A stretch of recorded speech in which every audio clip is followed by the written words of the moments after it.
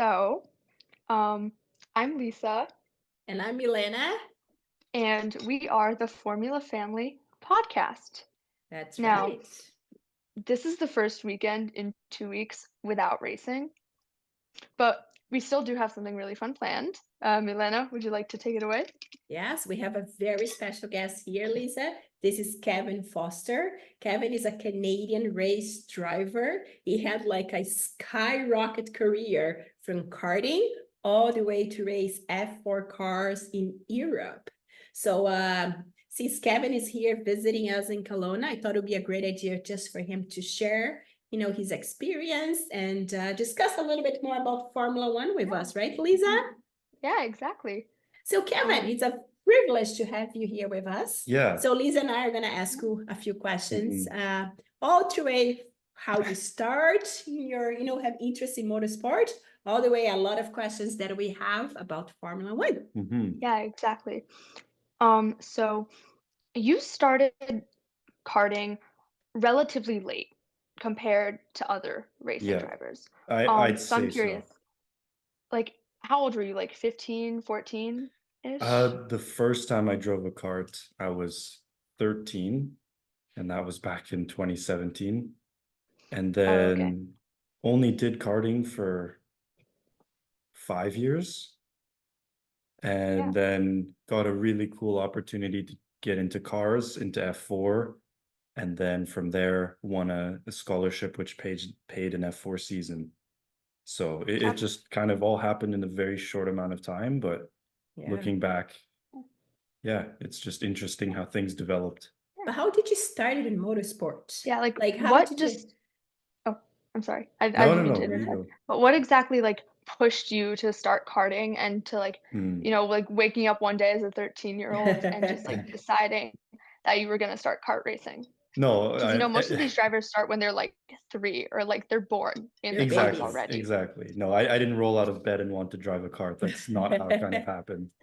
Um, the other side of the story is, yes, I got into karting quite late relative to most guys, people in that end up racing, but I actually started with dirt bikes back when I was 3. So like you Dirt said, bikes.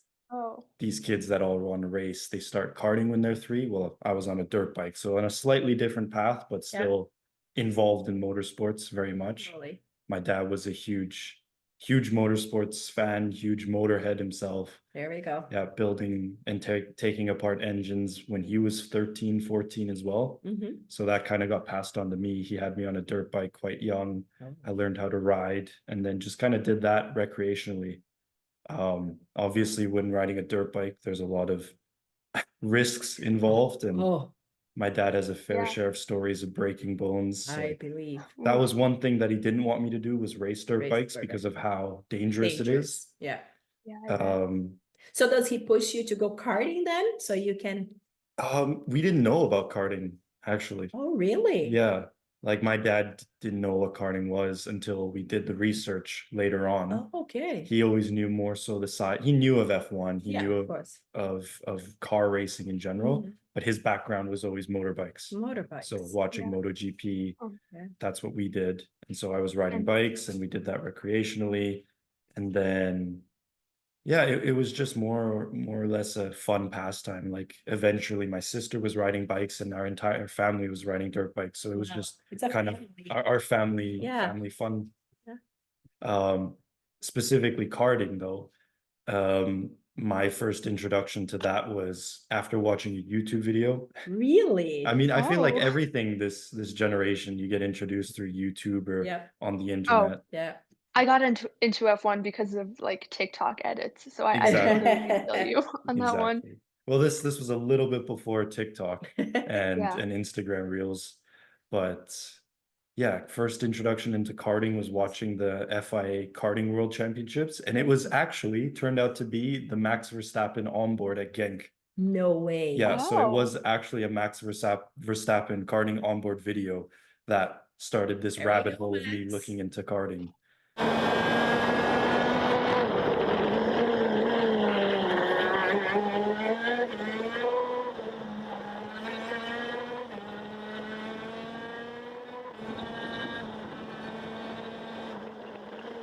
Max is 15 years of age and has already won more European Championships than his father Jos.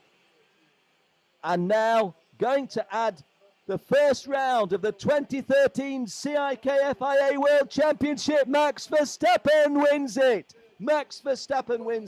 And then watching like more FIA karting videos, and then from there it was just a whole different world that I'd never seen before. And And yeah, you're from Calgary, we'll talk. right? Yeah. So did you start karting in Calgary? Yes. Yes. Our local kart track's about an hour drive outside of Calgary, but Okay. it's called the Calgary Karting Club. Oh, amazing. Yeah. That's Yeah. You see, there's always time to start karting, Lisa. It's never too late. It's Mhm. never too late. That's what my friend's dad said. Like, he's pushing me to start karting. It's so funny.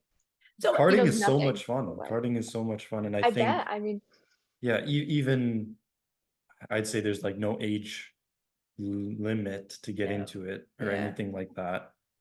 So can you explain, like, I know there's a lot of people out there, it's like, okay, you race karting, there's tons of kids that race karts all across Canada, United States, the world, but how did you do the jump from racing karting to go race an F4 car in Europe?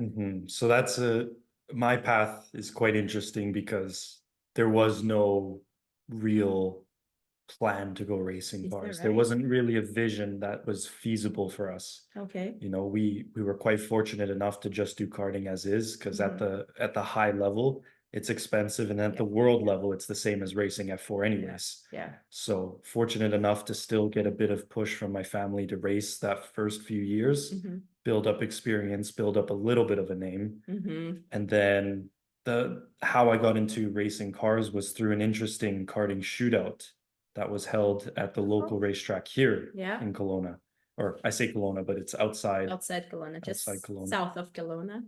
In the Okanagan, In the let's say. Okanagan. Yeah, it's a beautiful track there. Yeah, so at Kartplex, there was going to be this karting shootout. Yeah. And whoever won, which was a combination of how well you performed off of the track by doing interviews and stuff, as well as on the track by checking lap times, you got the opportunity to go to the feed racing school in France. Yeah. So feed racing school is can you explain what's feed yeah, racing? so feed racing Yeah. is one of the only racing schools, I think, in the world that is formatted so that they take contestants from all around the world. They take, I say contestants, they take entries from all around the world, and it's essentially a competition where the first 5 days it's a racing school, so you get professional coaching from Patrick, who's an ex-IndyCar driver, ex-F1 test driver. Can you imagine? From Jacques, if he's there, if he's not Jacques busy. Villeneuve, So people. Jacques Villeneuve. So it's actually a racing school / competition set up by Jacques and Patrick. Jacques Villeneuve, Patrick Lemarié. This school is meant to resemble those volants, which is what they called them, where it's both a racing school and then turns into a competition where if you end up winning that competition, they pay for your racing. And the feed racing school, out of, I want to say it was like 60 or 70 entrants, it got narrowed down to half of that and then a quarter of that for the quarterfinals, and then the finals were just 6 drivers including myself, and then I managed to win that. And he won. yeah, congrats. Yeah, I know. and then that's what paid for my F4 seat in 2023. So in 2023, he had a seat in F4 and drove. He drove like across Europe, right? Yeah, so even though it was the series is French F4, Yeah. we had 2 flyaway races. So one in Belgium at Spa, Yeah. and then one at Misano World Circuit in Italy. So 2 amazing tracks we got to visit. So Kevin, what's like your best thing that you got out of this whole experience? It can be in terms of a personal experience or as a driver experience. In What was regards like, to feed or just in general? regards of the general, like your year racing in F4. Year racing in F4, the best memory from that? Memory, or what did you take for your life with this experience? It's funny, but I think it proved to me that anyone can drive. Yeah, you're right. Anyone can drive, but not everyone can win. From all different corners of the world. You have people that are all passionate about racing. Mhm. They come together and battle it out on the track. And Yeah. my background is different than a lot of these other literal For kids sure. that were in the series. Yeah. And Can you imagine? yeah, to show up and still be competitive with guys that are supposed to be the next F1 talents, like won't mention any names right now. No. We can maybe go into that later, Yeah. but there's definitely some really talented people in that field that are looking at signing to driver academies and then going on to become the next F1 drivers. And then they come up against some kid from Calgary and I know. manage to give them a run for their It's money. not just a kid from Calgary. It's a very talented kid. from Yes. That kind of brings me to, like, my next question. Yeah. There's getting from, like, a kart to, like, an F4 car, Mhm. there are, like, a decent amount of differences. Like, a kart is, like it's very similar to a go-kart, whereas, like, the F4 car, it's, like a Yeah. car, like, in terms of how, Yeah. the engineering is. Like, Yeah. was it difficult to, like, get accustomed to this, like, new, like, format?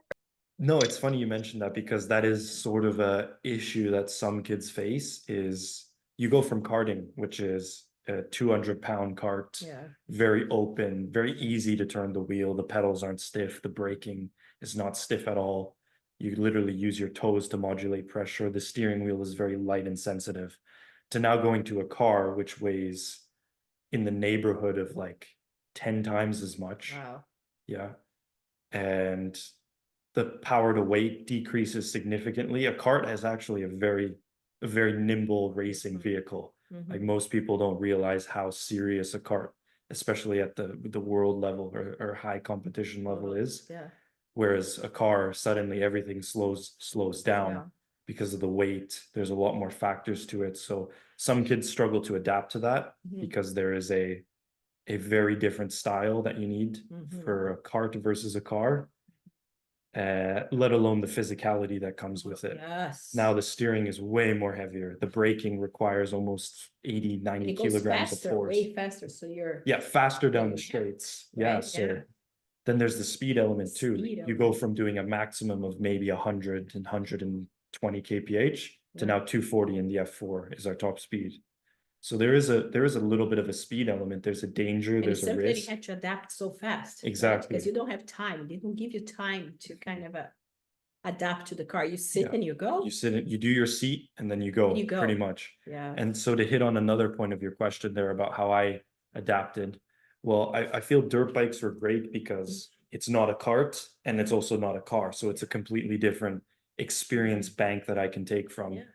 And aside from that, I've been driving cars not on the road, but on our family property since 12, 10, I want to say, learning how to drive manual.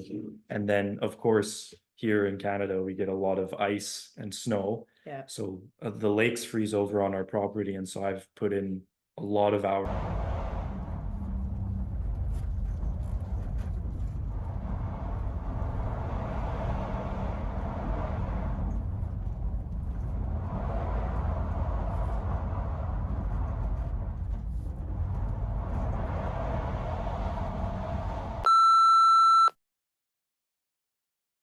Isn't that, like, dangerous? I mean, because I don't know, I've heard so many stories about, like, somebody, like, standing on, like, the ice of a lake and it being, like, Breaks too it. thin and it, like, Mhm. breaking, like, isn't that, like I don't know. Well, I mean, You don't obviously, know like, about the motorsports is dangerous, Alberta but that cold. doesn't stop people. Yeah. I don't know about where you live in terms of how cold it gets, but where I am, it gets significantly cold during the nights, and so the lakes freeze pretty deep, Mhm. and so you can drive cars, you can drive tractors on it, and so we actually plow a track, and then I've spent a lot of hours just driving on ice, driving on snow in a full-size car where there's now almost double the weight of an F4 car in a Yeah. regular car.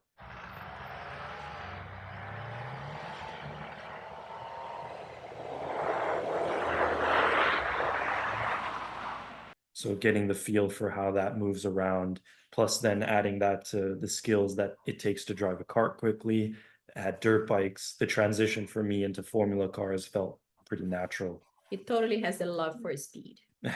I think because we want to talk a lot about Formula One, I Mhm. think I'm going to wrap it up this part. Yeah. I just have one more question for you, Kevin. I Okay. know you have sponsors that have to help you through this process, Yeah. right? Because I know there's also kids out there that would love to follow your path. Mhm. And can you give those little kids an advice of how to get where you got? Because most of those kids, it's their dream Yeah. to follow the path Ye- that you follow, and how much sponsorship you need to, have Mhm. to go through all of this and Yeah. have a successful drive like you are. Mhm. The brutal nature of Yeah. racing is that it is very much a money dominated sport. Yeah. Like if you look at the fields in F3 and F2, a lot of them are running family businesses on the side of the car or affiliated businesses with the family, because there is no other way to gather the Yeah. funds that it needs to take for an F3 season or an F2 season. So it's a lot of money. It is. But I don't know. I feel like there's a lot of timing, there's a little bit of luck, but you still need to create your own luck. Yeah. A good handshake goes a long way. Yeah. I think your image and how you deal with people has a lot to do with how word of mouth spreads about you, Okay.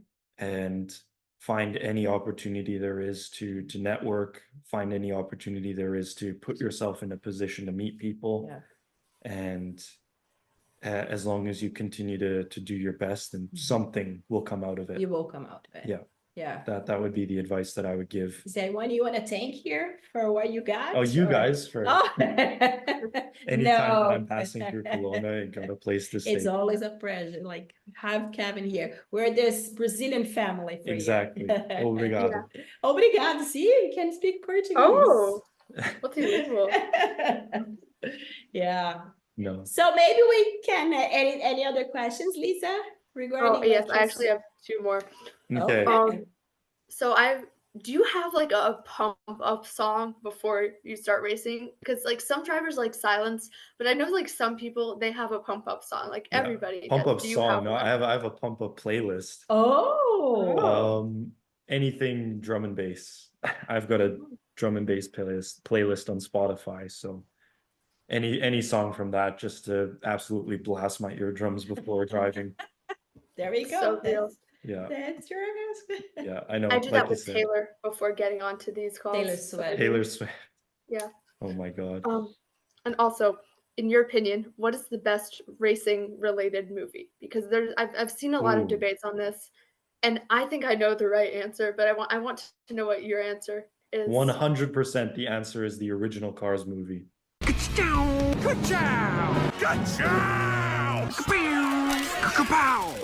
Really? The original Cars movie. I was not expecting Because this. it's what sparked a lot of drivers in my Yeah. generation. Like That's kind of your first introduction. Sure, it's NASCAR and stock, Yeah. whatever, but still, it's very much a memorable movie. Cars.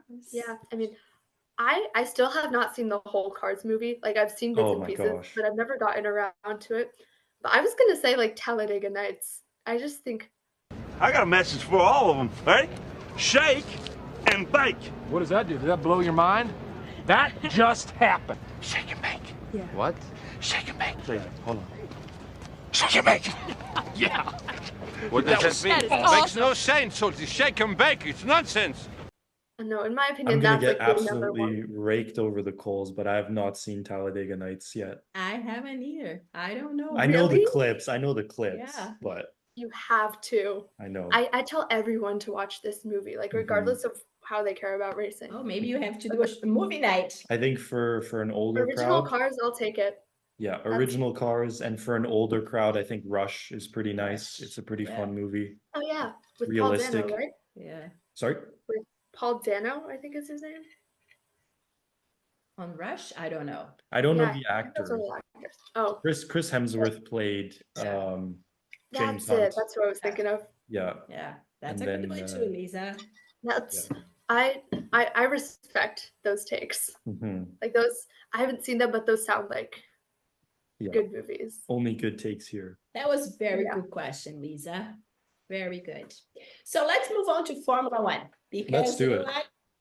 Formula family is all about Formula Formula- 1. Well, we like Formula 2. Enough about F2, No, F3, but it F4. was Nobody like, cares. isn't it F1. amazing that we have a Yeah. young driver? It's Kevin You is want so the talented. insider information on all the In our Yes, F1. we want all the inside information, the Yeah. backstage information on the Formula 1. So Kevin, watching Formula 1, growing up like with motorsport, and who is your idol? Like it doesn't have to be a Formula 1, a Mhm. race, any kind of a idol. Yeah. I started watching, I'd say really getting into F1 in 2013. 2013. Okay. So obviously that makes my idol Seb, because he was winning basically everything at that point. Yeah. That's a good one. But I remember, because once I did get into F1 in 2013, 14, there was the regulation change. Then it also sparked this idea, oh, I should go look back and see what the previous seasons were like. And so that's when Alonso in 2013, Ferrari weren't as competitive as they were in 2012. So suddenly now it's, oh, there's other drivers that are at the level of Sebastian. Yeah. And you kind of get an idea of where everybody stands rather than just there's one great driver. Yeah. That's what I see some people nowadays that are just getting into F1. They're like, oh, Max is the greatest of all time. Then you go back a little further and you go, oh, Lewis just won 5 consecutive titles. And then, oh, there's Rosberg who actually beat Lewis. And then, Oh yeah, so Milena kind of touched on the subject of you being a young driver, and lately, especially with Jeddah and like Ollie Behrman making his debut, there has been a lot of like talks in the media about the way the media dramatizes things, the future of F1, and with that like Antonelli dude, there were talks about Antonelli him. dude. I know, Kimmy. Yeah. There were talks about him taking Lewis's seat at Mercedes before the F2 season even started. Like, there were reports on that. So, like, what do you think about like the hype around I all of think these young drivers and like, there's the Kimi way the is, media reports it? yeah, Kimi and Ollie. Kimi and Ollie. Yeah, especially them. Let me think here. I think the biggest thing to realize is if you can win an F2 race, you're a pretty damn good driver. Like there's a lot that it takes to win at the F2 level, at the F3 level. Those are international fields with drivers that have been racing all their lives. Very competitive. It's a very highly competitive field. I think in F1, you get a best of both worlds. You get very talented, but then those that are bringing the money and financial backing, whereas I guess that's even more so for F2 and F3 these days, is you still need to bring quite a bit of money, but you're funneling down drivers. You could have all the money in the world, but if you suck, you're not going to cut it in an F3 field. You're not going to make it in an F2 field. So yeah, like I was saying, if you can win in an F2 car, you're pretty good. So I had no doubts that Ollie, when he hopped into the Ferrari, I was so excited when I saw the Instagram message where Carlos Sainz appendicitis out, Ollie Behrman in. I was like, this is going to be good, because I knew that he was going to do well. That he's probably one of the few drivers that have the most amount of F1 seat time as well out of the F2 grid. Oh, really? Because he's done Haas FP1 sessions. He's been doing free practice. And then I think he did the end of season test, if I remember correctly. See? I think so. There's also been like, so not like a trend, but it's become like more common for the F2 champion not to get into F1 because drivers are sticking around longer. And like, how do you think they are gonna like make it in? Because they're kind of just waiting around. Like, sure, they can be testing in reserve, but like they're kind of just waiting around for a full-time seat to come up. Someone to I'm retire. trying to think of the last time an F2 champion graduated straight into F1. I think that was Russell. Took a year, right? I think Russell. Oh, Russell. Norris was runner-up and Albon was third. Yeah. In GP2. And they all graduated. They all graduated around the same time, but Russell was the F2 champion. Yeah. And he graduated into Williams. But since then, like Théo Pourchaire, last year's F2 champion. No. He's racing Super Formula this year because there's no seats available. So he's doing a series to keep him sharp. And he can't do F2 again because the F2 It's champion just- can't race no. a second year if they're if they're the champion. Drogovic also, right? Drugovich is on the waiting list. Yeah, he's on the waiting Right. list. Mhm. And then Piastri before that. He was yeah. lucky though because he had pretty good Piastri? management Yeah, and they were really pushing for him. He was Yeah. Alpine reserve, and then yeah. something came up at McLaren, and It so was, they took the opportunity to go. Gonna say it was a good thing that like he stayed under the wing of Alpine Mhm. because it gave him some security Yeah. with Yeah. his career, Yeah. yeah. you know? Yeah, driver programs make a very huge difference at that level. Like most of the drivers are signed to driver academies at F2, at the F2 level, whether you're Red Bull, Ferrari Academy, Mercedes Junior, or I guess even Aston Martin is branching more, or Yeah, right. McLaren Junior, Yeah. Sauber Junior. Every driver is basically a reserve driver in F2. Yeah. There's only 20 spots. So so I have a question here, like not very serious questions, but Kevin, who do you think is the hype in Formula One? Mhm. And who do you think is the talent? Who's the You can hype and only who's the pick talent? one. Yeah. Drivers that I think are talented in F1. Piastri for sure. Mhm. Albon, he's a bit 1000%. more. Albon's an emotional driver. He's got to be in it and self-confident, and then he'll Yeah. perform. Mhm. I'd say Lewis is the last true pure Good talent. drive. Yeah. Yeah, like Max Verstappen is extremely talented. Mhm. He's very technical too. Very technical. I think Lewis is a driver where he just does stuff and can't really explain it too in depth. Yeah. Whereas Max knows exactly what he's doing and yeah. how to execute in any car. Mhm.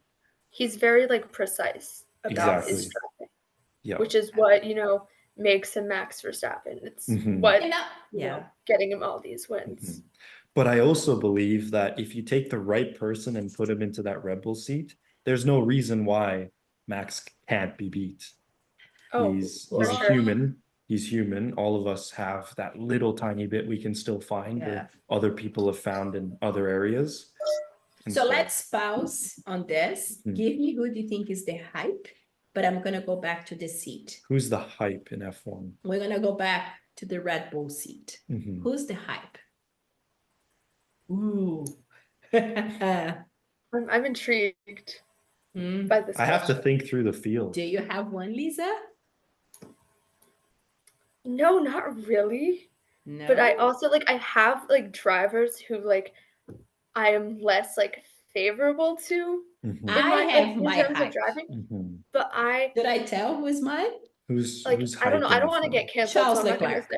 say Ooh. that's I mine. think- That's mine too. I think Leclerc, it's not that he's not talented, it's not that he's not a good driver, but I think there's a hype on him. Yeah. Like he's the first driver Ferrari. Like, oh, Leclerc is gonna be world champion. I'm so but glad he you makes a said lot this of 'cause I was mistakes. scared too. Mhm. I'm not scared. I would agree with you in the sense I was that worried about getting canceled. I said that. I mean, No, we over, love you, Leclerc. oh, But yeah, we love you, Charles. It's just I think over one lap, Yeah. Charles is very good if he needs to put together a lap, you. but he just makes too many errors. Mhm.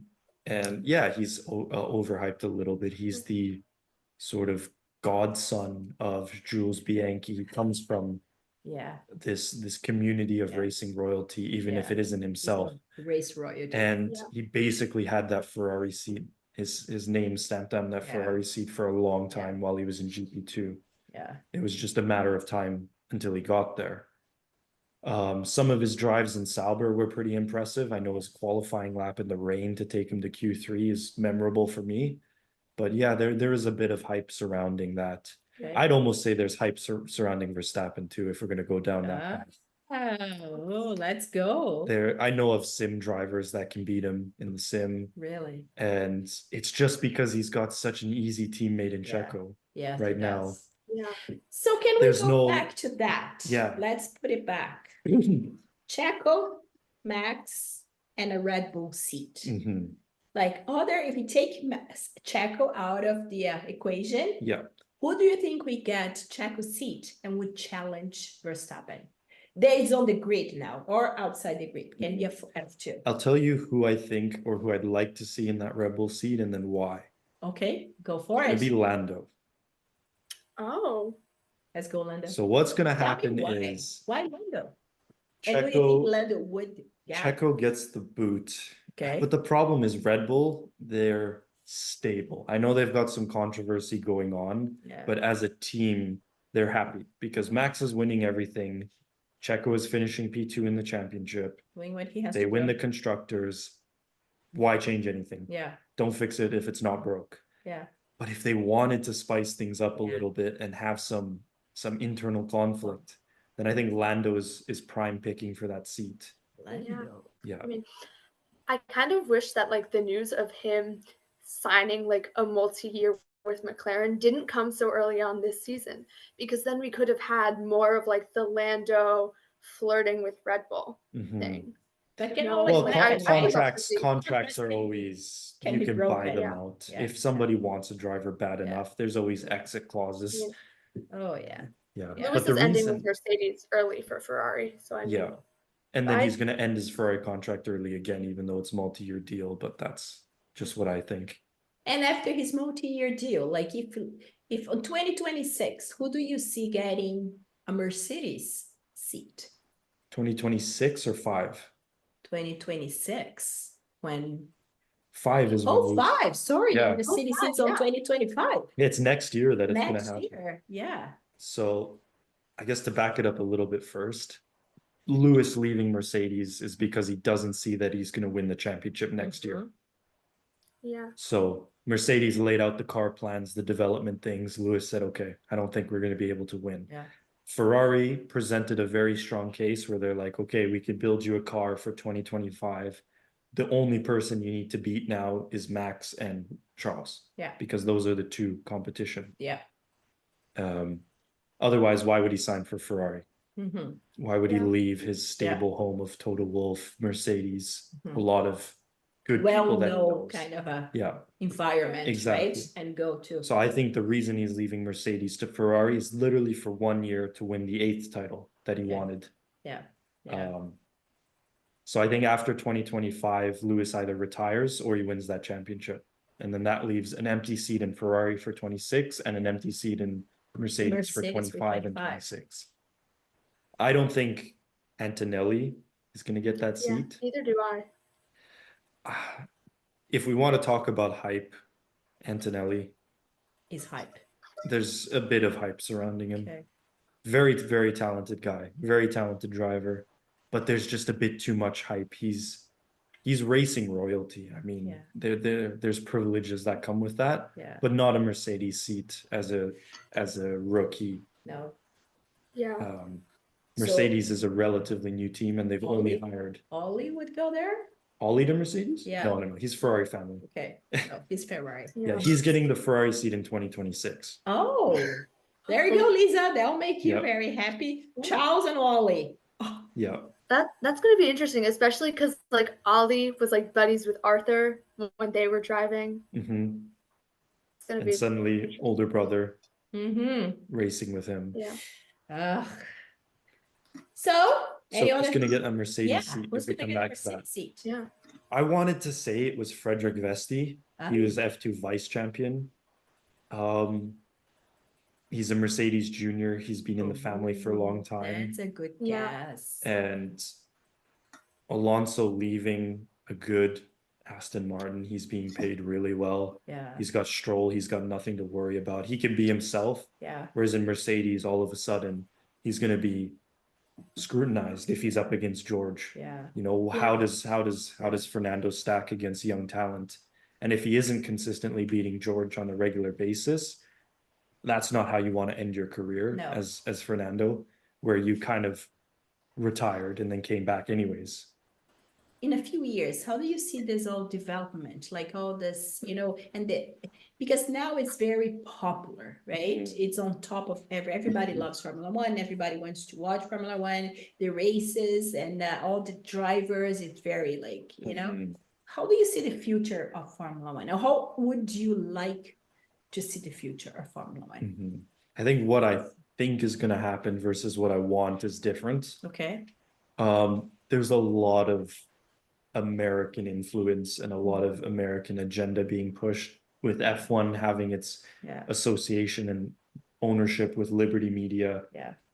And so I think we're going to see even more US races on the calendar, Ooh, even more than even three more races? US No. races. As an American, I don't want that. Like, Mhm, I'm from America. I live in America.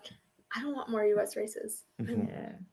I'm fine with just Coda. I mean, Yeah. So that means we're going to need more American drivers? American team, I think Andretti is going to find a Yeah. way in, Yeah. whether it's buying Williams or the FIA finally realizing that it's going to make them a lot more money. Yeah. Yeah. Like from a technical standpoint as well, Yeah. the future of F1, the cars are going to get heavier. Yeah. And it's I think just gonna stale. It's gonna be stale. Yeah. At some point, there's gonna be an uprising where drivers aren't gonna like driving the cars anymore. Yeah. Because Well- even Max complained the first Yeah. year that they moved to the new regulations, which is the ground effect cars, that they're kind of very sluggish to drive, and it is only in the high speed that they feel good. Yeah. Um, But even some drivers, they don't like the whole thing, the whole show that go through Yeah. the races in the States, right? They were complaining in Vegas about having to do too much But- before the race. But that's F1. If you want Yeah. Part of the hardcore deal. grassroots racing, then there's other series that are Yeah. more racing focused. But I think in general, it's no different than how even businesses are moving to Yeah, more it is a business, social right? media Yeah. to promote their brands or to promote themselves in general. And- It's no yeah. different to F1. And on the other side, it's very important because it grew a lot. The interest in Yeah. people grew in Formula One. So it's Mhm. a more popular sport now. I have one more question for Kevin, and then Lisa will take over. Yeah. Kevin, let's pretend you're a billionaire Mhm. and you can buy a Formula One team. Mhm. Okay. I want to know who would be your manager, who is going to be your technical director, and who choose to be your two drivers. You can choose anyone, pretend like you can choose anyone for any team. Mhm. Let's see. I think I have to go with Toto Wolff for Yes. team principal. My favorite. Yeah. Yeah. I just like him in general, his Yeah. business background, where he came from, how he took Mercedes from where they were in 2013 to become a championship winning team year on year. I think his management style of people resource is very good. Yeah. Technical director, Yeah. James Vowles, Oh, he's who's now the amazing. team principal He's the of team principal. Williams, but yeah. back when he was at Mercedes, I just liked the way that he conducted things. Mhm. The drivers is going to be tricky. You can only pick two. Mhm. I'm taking Max. Max? Yeah. And do they have to be F1 drivers, or can they be No, F2 you as can well? get an F2. Okay. Let's see. I'm intrigued by this. You're Mhm. building a very like me too. I want to see who's gonna be It's a the solid lucky team. one. Yeah. Max, and what's a young guy that is hungry and wants to challenge him? The F2, even F3 field. Even F3, yeah. Mhm. I don't know a lot of F3, but I probably do. I think later down the line, Yeah. Luke Browning, who's an F3 Really? driver, it's Gonna have something to. that I'd like to see. We have to look him up. Yeah. Zane Maloney, he won the last two races in F3.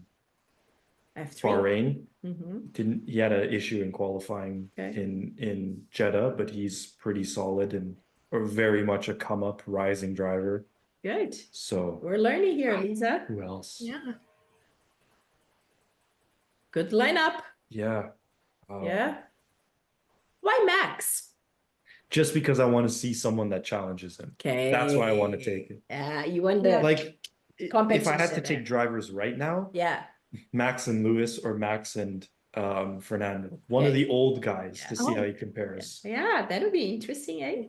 I I was think gonna say Max- Max and Oscar. Like Oscar, I've been staking, like I've been putting all of my eggs in the Oscar Piastri basket for the future of Mhm. F1. Like I think he's gonna give Max a run for his money. Mhm. Like I you was know? gonna say Oscar, but it's just he's not ready yet. Even Max took Yeah, a I few know. I'm years like before he was Two super years, challenging yeah, Daniel yeah.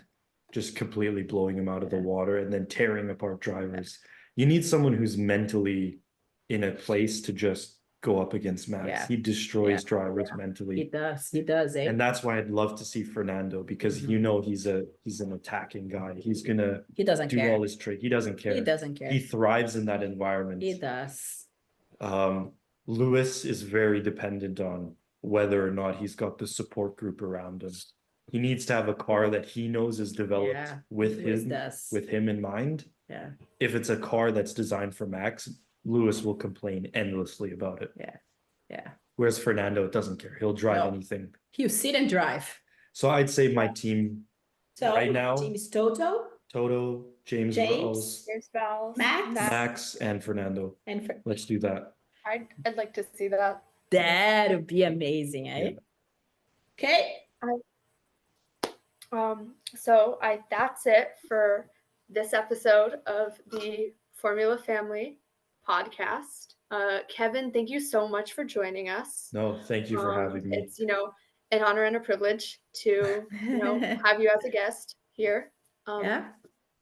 It so was a thank you. pleasure to have him for sure. Mhm. Kevin, we're gonna put it like, is there anything that you want to just finalize for us? Anything you want to say? Anything? Where you What's can your Instagram? find How on do we socials. found you? Yeah.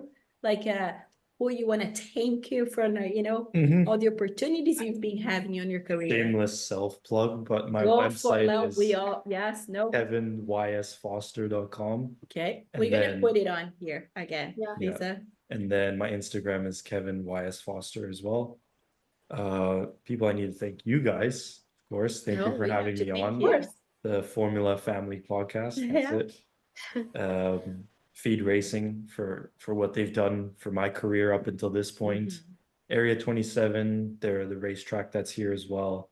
Mhm. And all the people that are involved behind the scenes to getting me here. My family, and then my extended family, you guys, and all of my supporters that have supported me over the years and getting me here. Yeah, no, it's just been a pleasure seeing you grow as a driver, and you're talented, you work hard, you deserve every single thing that you have in your life. And it was so nice to have an opportunity to have Kevin here with us, right, Lisa? Mhm. Yeah, Like it was wonderful. It was a super special edition of Yeah. Family Formula. Mhm. So Or- we'll be back next week in Australia. So Lisa, I'll see you next We'll see you in week Australia. from Australia. And Kevin, thank you so much Thank you again. for having It me. was Thank you a so much, Kevin. big pleasure to have you here. It's an honor for us to have a real race Yeah. driver Mm. in our podcast. Yeah. And so what do we do? So I guess we're waving the checkered flag on this episode. And we'll see you next week. See you next week. Bye-bye. Bye, Lisa.